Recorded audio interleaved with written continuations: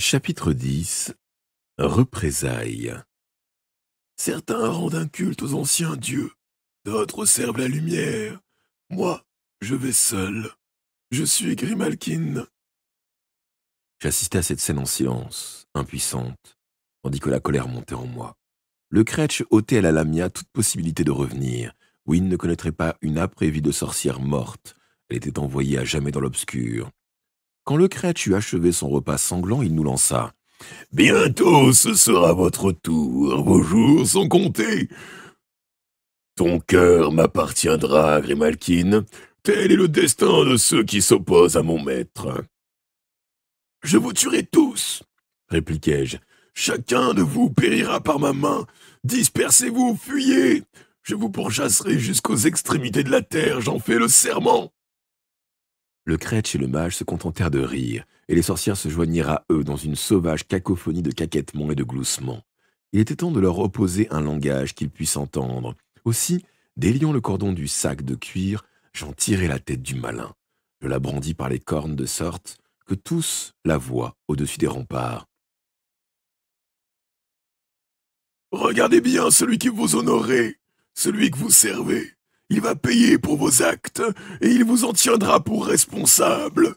Je tirai un poignard, la plongeai dans l'œil droit du malin, et y fourrageai férocement. La tête ne pouvait crier avec sa bouche fermée par le bâillon de pommes et de ronces. Un rugissement épouvantable se leva pourtant, qui semblait sortir de dessous nos pieds. Puis une voix tonna, comme venue des entrailles de la terre. Vous m'avez trahi, malheur à vous. Une éternité de tourments attend ceux qui montreront infidèles une seconde fois. Ce que je souffre, chacun de vous l'éprouvera au centuple. Le sol trembla, la tour vacilla, et la fourche aveuglante d'un éclair déchira le ciel du nord au sud. En réponse, le tonnerre gronda, couvrant les piaillements des sorcières en contrebas. Je distinguai leurs bouches ouvertes sur un cri d'horreur, leurs yeux écarquillés d'épouvante. Elles couraient en cercle affolé, tels des poulets sans tête, tandis que des rafales de vent tordaient violemment les branches. Enfin, le calme revint, fixant chaque sorcière tour à tour de sorte qu'elle voit la mort les guetter au fond de mes prunelles. Je leur criai « Quittez les lieux, filez!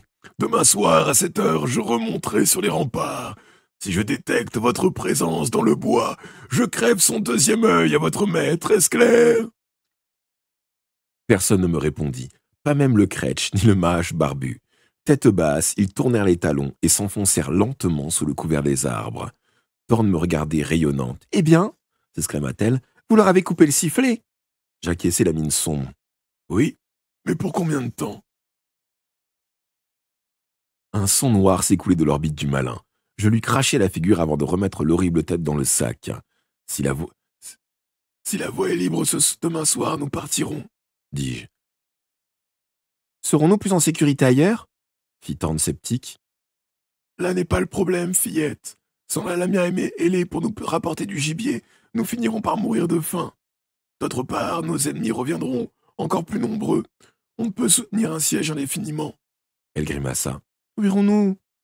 Il y a plusieurs lieux, mais aucun n'est aussi bien fortifié que celui-ci. Je vais y réfléchir. Alors d'abord raconter à Slake ce qui est arrivé à sa sœur. » Nous redescendîmes, ayant franchi la trappe et gagné le niveau inférieur de la tour par l'escalier en spirale. Je sentis la présence de la Lamia. Elle avait quitté le tunnel. Nous la trouvâmes agenouillée au pied du gibet. Les animaux morts pendaient toujours au bout de leur chaîne, mais plus une goutte de sang ne tombait dans le baquet, à présent plein à ras-bord. Une unique torche, accrochée au mur, éclairait la salle de sa lumière vacillante. Je ne flairais aucun danger. Seuls des rats couraient dans l'ombre. Slake se balançait rythmiquement et marmonnait pour elle-même. Je crus qu'elle préparait un sort en psalmodiant une incantation. Mais sa voix monta soudain, avec ferveur, suppliante. Elle leva les bras vers le gibet et s'inclina à 3 reprises. Célébrait-elle un culte? Priait-elle un dieu? À quelle divinité pouvait-elle bien s'adresser? Je fis un signe à Thorn et nous reculâmes dans l'ombre, derrière les colonnes.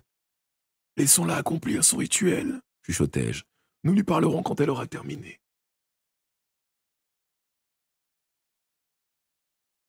Au bout de quelques instants, Slake s'inclina très bas avant de se relever. Puis elle poussa un cri guttural, souleva le baquet jusqu'à ses lèvres et but longuement. Elle lança le même cri à 3 reprises et se remit à boire. À la 3e, je compris qu'elle prononçait un nom que je ne saisis pas. Quand le baquet fut vide, Elle le reposa au sol, se retourna et vint vers nous. Malgré la concentration avec laquelle elle avait accompli son rituel, la lamia avait été consciente de notre présence. Elle s'inclina, quoique pas aussi profondément que devant le gibet.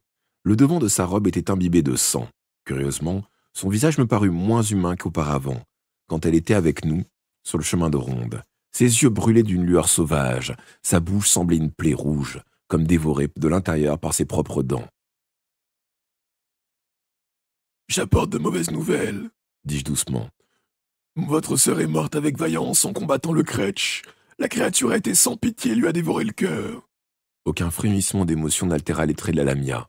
« Je le sais déjà, dit-elle. J'ai senti l'instant de sa mort, c'est pourquoi je priais. »« Qui priez-vous? Quel dieu? » ?»« La déesse de toutes les lamias, bien sûr. » Je fronçai les sourcils. « Je ne connais pas cette divinité. »« Nous la nommons Zenobia. Elle a été la première lamia à notre ancêtre à toutes. Vous avez combattu avec elle en Grèce. Elle est la mère de Thomas Ward, ou Thomas Ward, l'apprenti de l'épouvanteur. »« N'a-t-elle pas péri pendant sa lutte contre l'Ordine ?» Je n'avais pas été témoin de l'événement, mais Tom Ward m'avait raconté comment sa mère, sous sa forme ailée avait empoigné l'Ordine, dans une étreinte mortelle. Alors qu'elle se battait, la citadelle avait été consumée par une colonne de feu et aspirée dans l'obscur. Son esprit vit au jour. Elle m'a donné ses instructions pendant que je la priais. Je savais à quel point Tom Ward avait été proche de sa mère. Si celle-ci avait parlé à la Lamia, sans doute avait-elle communiqué aussi avec son fils. « Des instructions? À quel sujet ?» demandai-je. Elle m'a ordonné de rester ici sans ma sœur et de défendre la tour contre nos ennemis. Je dois avant tout protéger la malle, car elle contient des informations qui aideront son fils à détruire le malin. Vous avez déjà fouillé cette malle et lu les livres qu'elle renferme. Qu'avez-vous appris? Dites-le-moi et je la transmettrai à Tom Ward. Ce n'est pas simple, loin de là. Il y a des siècles de cela, Zenobia était en lutte contre le malin. Ayant tenté en vain de l'anéantir, elle réussit cependant, grâce à la magie noire, à restreindre ses pouvoirs par une méthode appelée l'arbornement. S'il tue lui-même Thomas Ward, il ne gouvernera notre terre que pendant 100 ans, après quoi, il sera contraint de retourner là d'où il vient.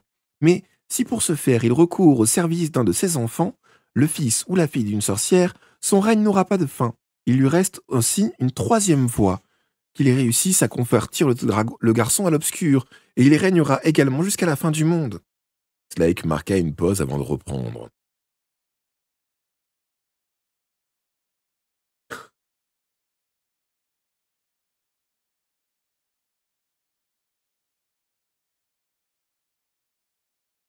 Donc, Slake marqua une pause avant de reprendre.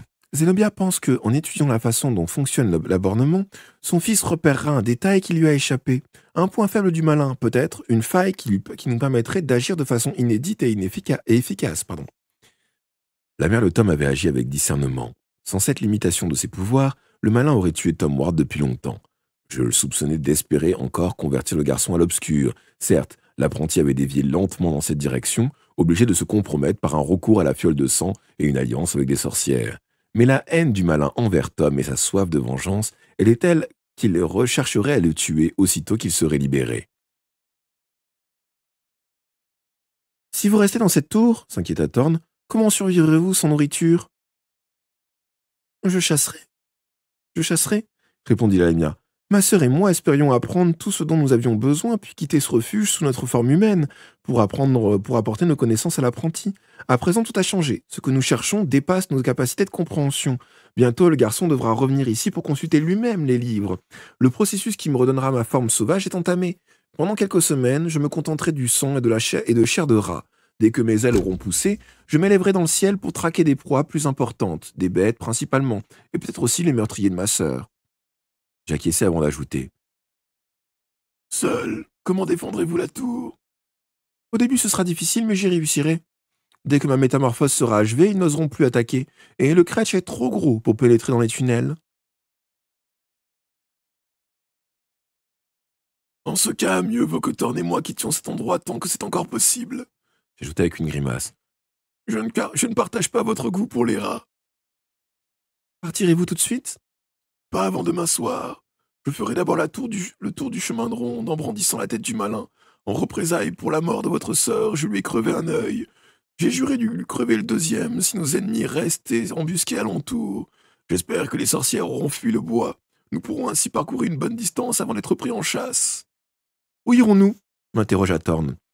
Le choix le plus judicieux me paraît Clitéroé. La ville est en ruine, objecta mon apprenti. À ce qu'on dit, c'est un repère de brigands et de coupe-jarrets. L'endroit idéal, rétorquai-je avec un léger sourire. La forteresse de Clitéroé, putain, on sent le rapprochement dans les mots. La forteresse de Clitéroé avait longtemps résisté aux armées des envahisseurs. Quand elle était enfin tombée, affamée par des mois de siège, l'ennemi avait passé ses défenseurs au fil de l'épée et brûlé la ville. Elle n'était plus que cendre, mais les fortifications tenaient encore. À présent que l'occupant vaincu avait été repoussé au sud, peu d'habitants avaient regagné leur cité. Elle était donc devenue le refuge d'une multitude de pillards qui écumaient la campagne à l'ouest du Pendle. Tôt ou tard, nos troupes mettraient un terme à leurs coupables activités. En attendant, c'était l'endroit qu'il nous fallait. Nous n'aurions aucun mal à pénétrer dans le château et à en chasser les occupants et à nous y installer. Mais d'abord, nous devions quitter la tour de Malkin sans être repérés et filer vers le nord à travers le bois.